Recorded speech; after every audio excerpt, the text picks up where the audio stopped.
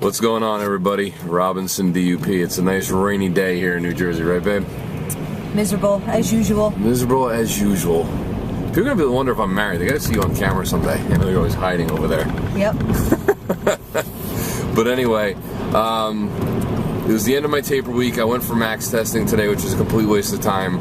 My fatigue level was just so freaking high that I just felt like crap. I even loaded a bunch of carbs beforehand because today's my high carb day and it really didn't matter. So my coach John was there, just told me to call it quits, which I agreed with him. There's just no point of pushing if you don't have it in the tank. He upped my food and I ended up weighing in still at 195 this week, which was good.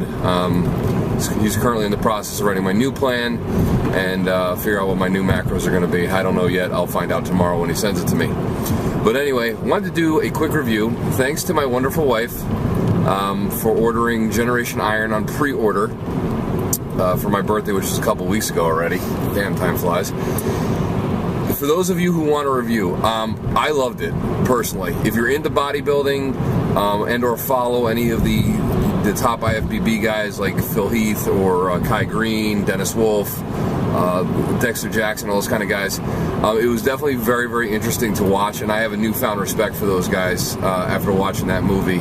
You know, Kai Green always kind of struck me as just being an odd guy, but after finding like his backstory of what he's been through in life, and if you haven't seen it, I don't really want to tell you, I'd rather you watch the movie. I have a lot of respect for him and where he's come from, because he could have very easily been one of those guys who just got lost in the system, ended up in jail a bunch of times and whatnot, and he didn't. I mean, he's made a lot for himself and he works very hard. And there was something that struck me. They did talk about a little bit about steroid use, not exactly what they took, but you know, people always say, oh, well, if I took steroids, I could look like those guys, and I would tend to disagree with you. Steroids don't automatically make you an IFBB pro. There's a lot of diet and hard work and sacrifices those guys make to get where they are, and it talked a lot about the stress that they're under, that, you know, one bad show could cost them sponsorship money, and that's food that they can't put on the table for their families. So it was definitely very, very interesting. Highly recommend it. I was fortunate to get to see it prior to it being released to the masses because of the pre-order that my wife put in.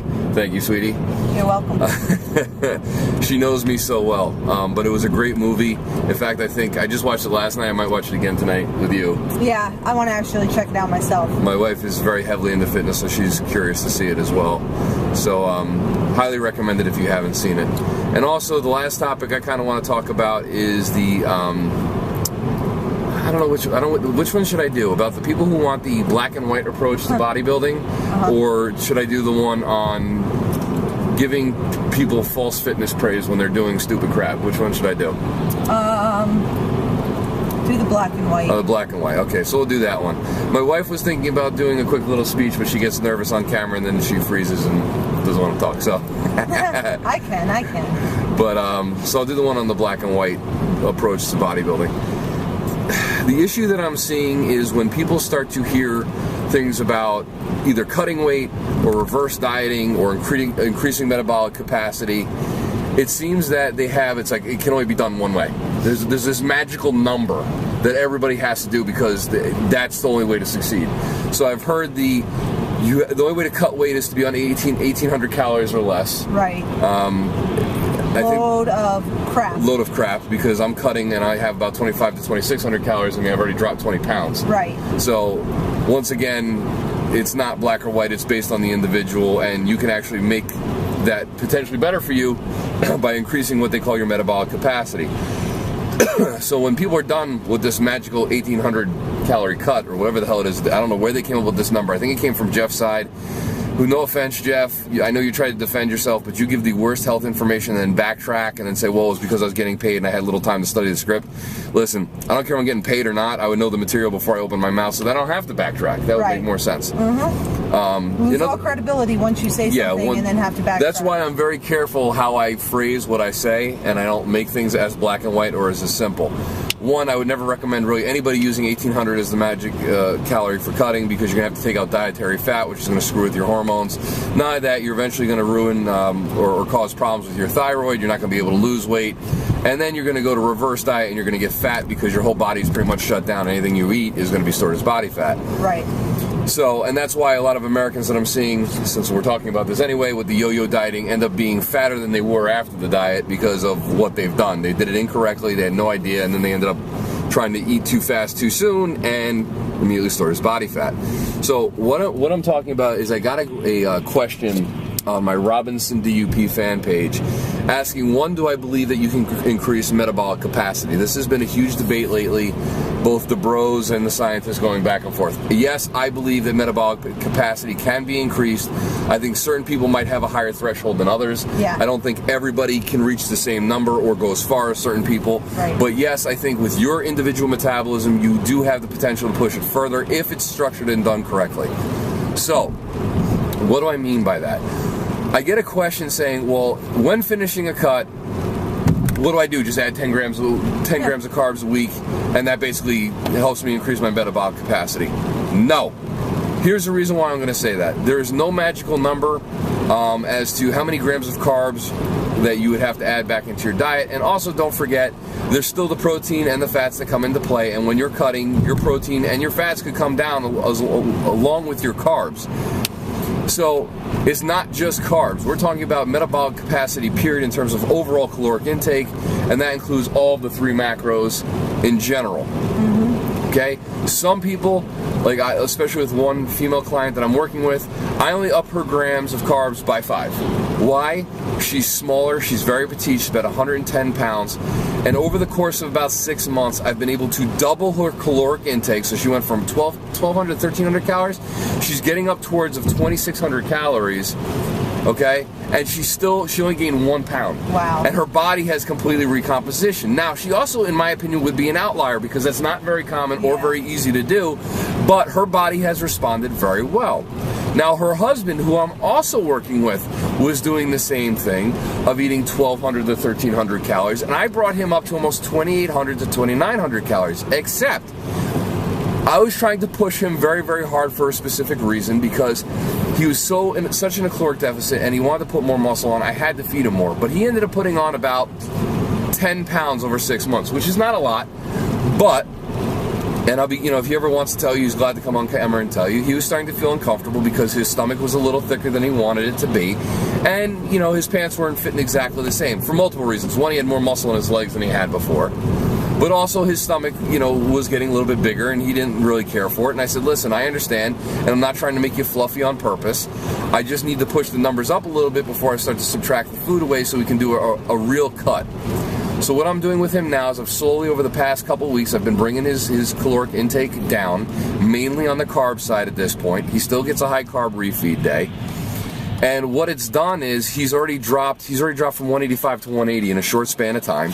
He's definitely put more muscle on. He's looking the leanest he's ever looked. And we still have a while to go. And I'm just taking my time with this because there's no reason to rush or slash to something as severe as 1,800 calories. Now, how lean is he going to get? We're going to see how far I can push him comfortably without bringing him back to a very, very low calorie diet because I'm not comfortable doing that to anybody. And when that time is done, wherever that weight finishes or however lean he gets at that point, we will reverse again very slowly. Maybe I'll bring him a little slower this time than I did the last time and see how his body responds. Now, like I said, certain people can respond very, very quickly where you can go 10 grams, 15 grams of carbs right away. Other people might be 5. And you also got to play with the other variables with protein and fat as well. It's very individualized. The young generation needs to get out of the instant gratification, black or white, yes or no type of thought pattern. It doesn't work that way. And here's the reason being is everybody's body is different, metabolically different, chemically different, hormonally different. Right. What stress factors you have in your life at that particular point might be affecting weight retention or water retention.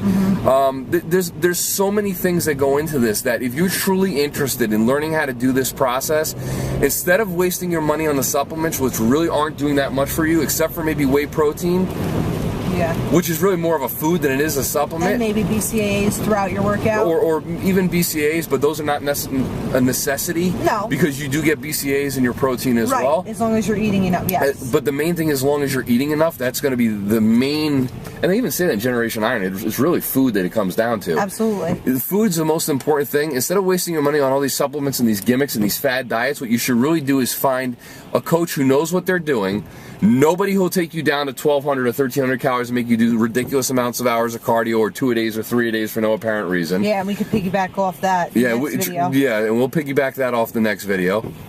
But maybe save the extra $40 to $80 a month you're spending on supplements and look into a realistic coach. Like, you know, my coach, John, he is building a reputation that he does the right thing no matter what. He will not starve a competitor. He will not starve a competitor into a show. It's not worth it. He'd rather bring them there in a healthy fashion and be able to reverse them out properly. And that's not me giving John an endorsement so he makes more money, because he's already booked as it is.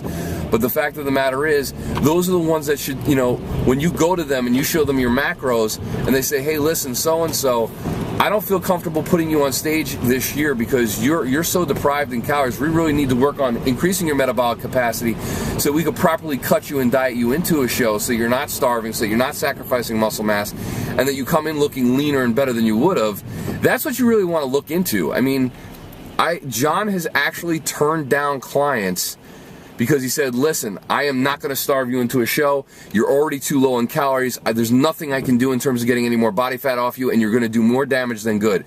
So either you're going to work with me and let me restore you and bring you to where you need to be and maybe compete next year or 2 years from now, or I can't work with you because I'm not going to be helping you. I'm going to be doing more damage than I am helping.